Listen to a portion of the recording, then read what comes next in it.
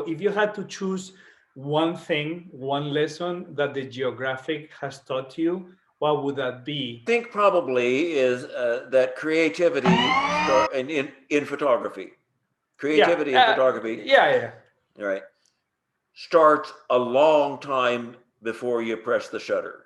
That going back and having months and sometimes years of background work matters a lot when you get out in the field in front of something, because it could be the kind of research that you do, it could be the kind of novels you read, it could be the kind of people you talk to long before you get there, so that when you are standing in front of something, you recognize it. And that's not always the case. Yep. And I don't mean just, oh, I was out with my camera and I saw a good picture.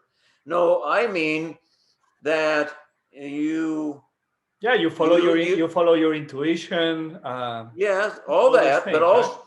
but also that there are, like for a story for National Geographic, there are issues that need covering, that you need to say. When I was doing a story on the Colorado River, one of the issues there is that the water of the Colorado River is very valuable because it's a desert. Mm-hmm. So I really needed to go looking for some place that showed water and a desert. I mean, it's really that simple, and was very poetic, and would make a page turner when it was in the magazine.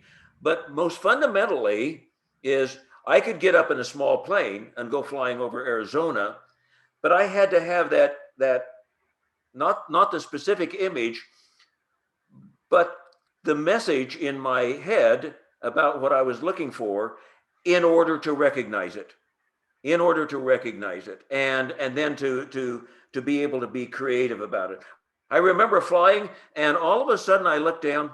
This was along one of the canals, and looked down, and there the canal kind of did a zigzag and then went into a tunnel underneath a mountain, and on the mountain were cactus, and the light was directly from behind us, and it made it all look very flat, and it was all very two-dimensional in its lighting.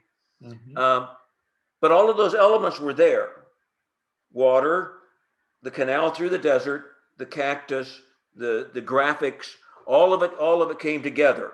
And basically, so what had to happen was I had to have in my mind what I was looking for when we're up in the plane flying around, and all of a sudden I say, aha, there it is, turn around, let's go back, and literally would have gone back and flown around.